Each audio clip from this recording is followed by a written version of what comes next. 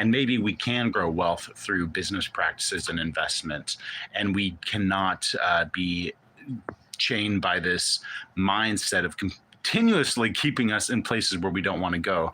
And that comes from my friends who are Black. And I'm not saying that I'm the guy who's like, oh, I have Black friends. Like, no, I'm saying, I worked at Fisk University for a year and a half. And a lot of what people were saying about Donald Trump then was, I want to be Donald Trump, not, oh, that Donald Trump, he has so much money. Grr.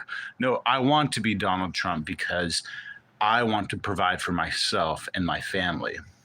So, what is this going to mean for the Democrats? Well, the Democrats are in big trouble after the fumble of a debate that Joe Biden had, where he couldn't put two sentences together, or even one sentence together, no matter how hard he tried. And then last night, he repeated the same mistakes. He called Vice President Harris Vice President Donald Trump, and the day before that, he announced Zelensky as President Putin. So the thing is this guy's losing his mind live on air for everyone to see. And not only does that make you feel bad about that his finger's on the nukes, but he cannot differentiate himself from the politics that he has engraved himself in, which are division politics. So the Democratic Party has to either replace him or get rid of Trump. They decided to get rid of Trump, and it backfired. And we know that it was a hit on Trump because it doesn't matter if the shooter was white. It doesn't matter if he was a registered Republican. It's the ideology that's saying Trump is a external threat to democracy. I can't say the word anyways. A threat to democracy, and that we need to completely eliminate him. And that is basically what this young man tried to do.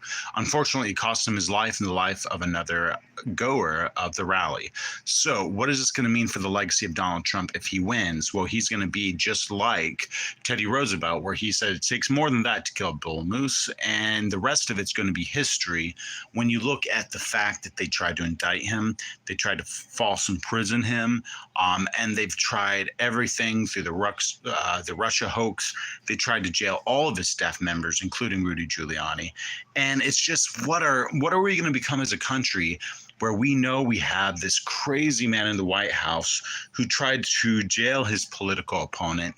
And then in addition to that, he basically called his gunman out to shoot him because he says it's time, the time for debating's over. It's time to put him in your crosshairs. That's exactly what a young man did. And we have to look at this as a domestic terrorist attack against a former president and the frontrunner of the Republican Party. So people who go to the RNC, I said it right this time, the RNC are going to have to deal with all the pressure of what it takes to be a Trump supporter at a Trump event. Right now, it could cost you your life if you want to be a Trump supporter going to a Trump event, because the Trump event has cost one individual who's 50 years old and a firefighter and a resident of Pennsylvania his life, protecting his daughter and wife from a bullet. And it was a stray bullet from an assassin trying to kill Donald Trump.